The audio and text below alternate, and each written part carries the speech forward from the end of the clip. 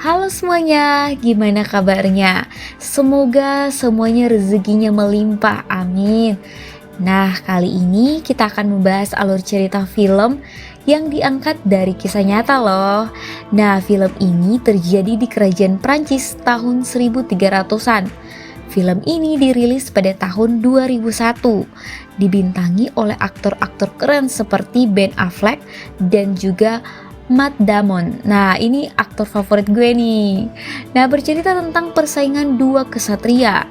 Cerita bertambah rumit di mana salah satu kesatria itu memperkosa istri lawannya. Oke, penasaran kan? Langsung saja kita masuk ke alur ceritanya.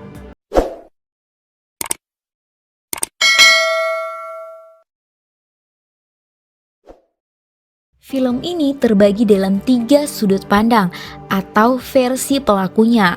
Nah, di setiap babak terdapat clue atau kenyataan yang membuat kita bertanya-tanya tentang kebenarannya. Kemudian terlihat sebuah tempat yang dipenuhi dengan orang-orang, dan ternyata mereka sedang menyaksikan duel sampai mati antara dua kesatria. Nah, dari sini film baru saja dimulai. Di film ini ada 3 tokoh utamanya, yaitu Caro, Chris, dan juga Margareta.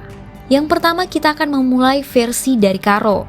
Suatu hari terjadilah pertempuran di sebuah desa, dipimpin 2 kesatria tangguh, yaitu Caro dan Chris. Mereka berperang bersama-sama untuk melawan musuh kerajaan. Nah, singkat cerita, mereka dapat memenangkan peperangan tersebut dengan epik.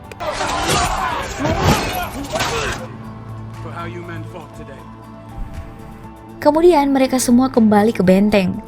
Di situ telah menunggu bos mereka yang bernama Pierre. Terlihat di sini bahwa Pierre itu lebih menyukai Chris daripada Caro.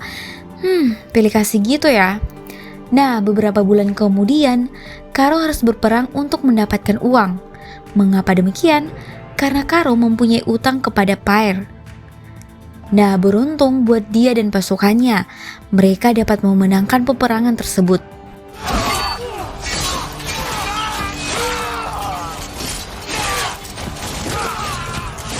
Kemudian mereka merayakan kemenangan itu dengan mengadakan pesta. Nah, pasukan itu bersenang-senang di sebuah rumah seorang bangsawan bernama Thibaut. Di kastil itu, dia bertemu dengan calon istrinya yang bernama Margareta. Ternyata wanita itu adalah anak Thibaut. Adegan berikutnya, terlihat Chris dan Caro sedang berkuda bersama-sama. Terlihat kalau mereka berteman dengan sangat baik. Nah, suatu ketika, Chris berkata kepadanya bahwa dia mendapat sebuah tanah dari Pierre.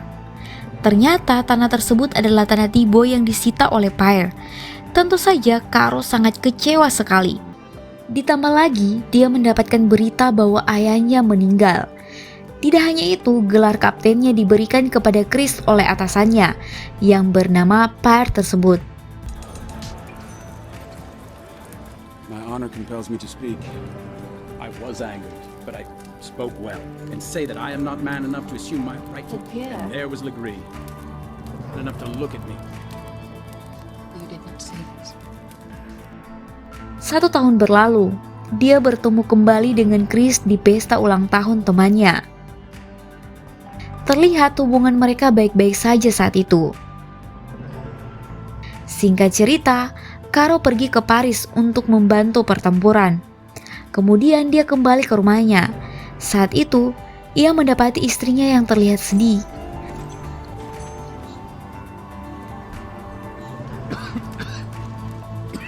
As well as your knight. I moved money by the treasurer. Kemudian Margareta bercerita kepadanya sambil menangis termehek-mehek. Ternyata, dia telah diperkosa oleh Chris. Sebagai tanda cintanya kepada Margareta, dia berjanji akan meminta keadilan. Lalu Caro mengumpulkan semua orang terdekatnya untuk menyebarluaskan berita ini. Hal ini bermaksud agar Pierre mau membuatkan sidang demi keadilan mereka. Karena Pierre berada di pihak Chris, maka pergilah Caro menghadap raja. Dia meminta bantuan kepada raja. Permintaannya yaitu pertarungan duel sampai mati antara dia dan Chris. Di sini terlihat Chris tidak mau mengakui perbuatannya. I present myself, Squire, for the most foul crime. Oke teman-teman, kita akan lanjut dari versi Chris ya. Nah, di sini kita melihat bahwa kejadian hampir sama seperti apa yang saya sampaikan sebelumnya. Bedanya kali ini di dalam peperangan Chris yang hebat. Dialah yang membantu Caro di dalam peperangan tersebut. Kemudian menurut Chris, keputusan Caro menyerang terlebih dahulu sangat gegabah. Hal ini sangat bertentangan dengan Pyre. Inilah yang menyebabkan dia tidak disukai oleh Pyre. Oleh sebab itu, Pyre sangat suka sekali dengan Chris. Dia diberikan gelar atau mandat sebagai penguasa pasukan. Chris juga ditugaskan untuk menagih dan mengelola uang pajak dari rakyat.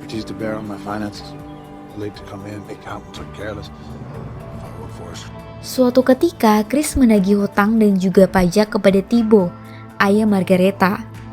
Karena Thibaut tidak mempunyai uang, maka dengan cerdik sekali Chris menyita lahan yang dipunyai oleh Thibaut.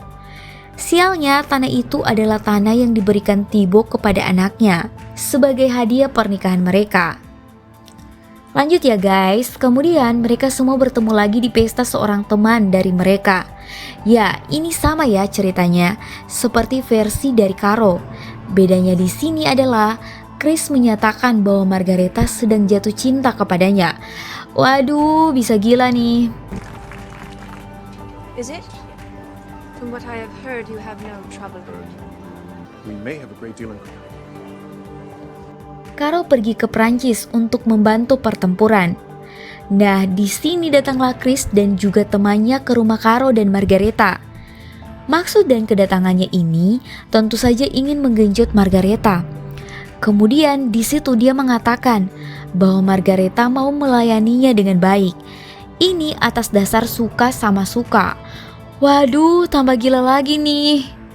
Habis genjot, Chris pergi mengaku dosa dan menyesal atas perbuatannya. Wah, benar-benar psikopat nih orang.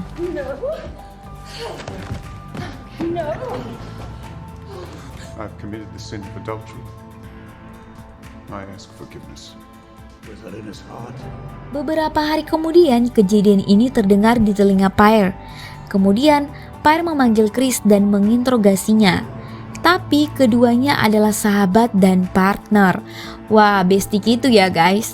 Maka mereka berdua kong kali kong untuk saling membantu.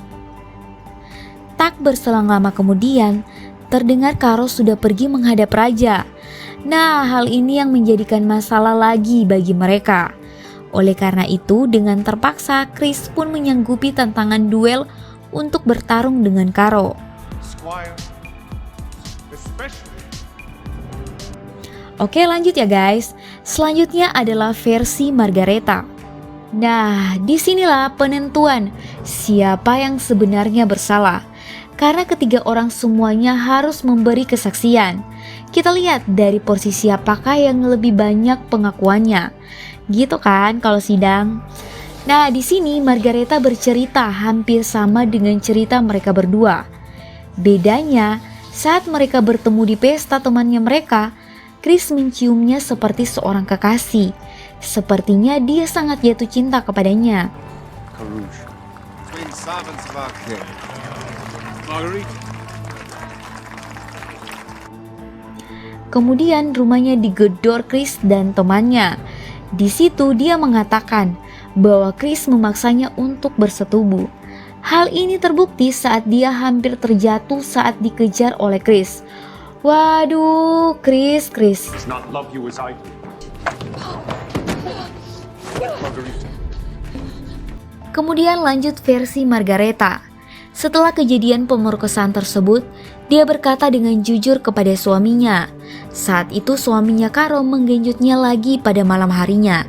Ini karena Caro mengatakan bahwa dia ingin menjadi laki-laki yang terakhir yang menjamahnya.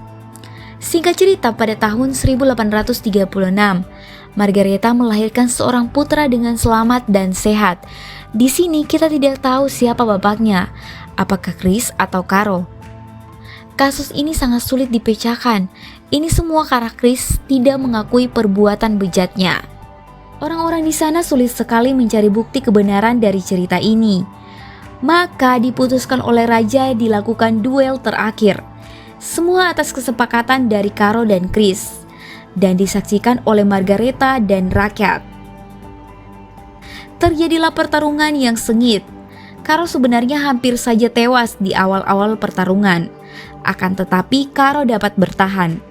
Pertarungan sengit antara mereka terus berlanjut. Semua orang di sana sangat tegang melihat pertarungan itu. Duel itu berlangsung cukup lama. Terlihat Margareta menyaksikannya dengan tatapan penuh makna. Hanya dalam pertempuran kebenaran harus dibuktikan. Akhirnya, Chris tewas di tangan Caro. Dengan kematian Chris dalam pertempuran ini, maka diyakini bahwa Caro dan juga Margareta adalah pihak yang benar. Mereka semua bahkan raja sepakat dan juga setuju bahwa kasus ini telah ditutup.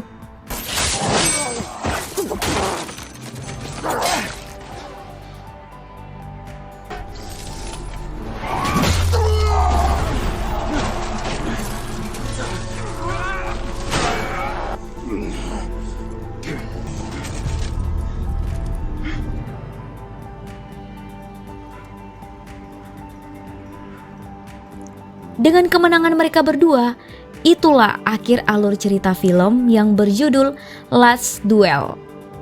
Nah, gimana alur cerita filmnya?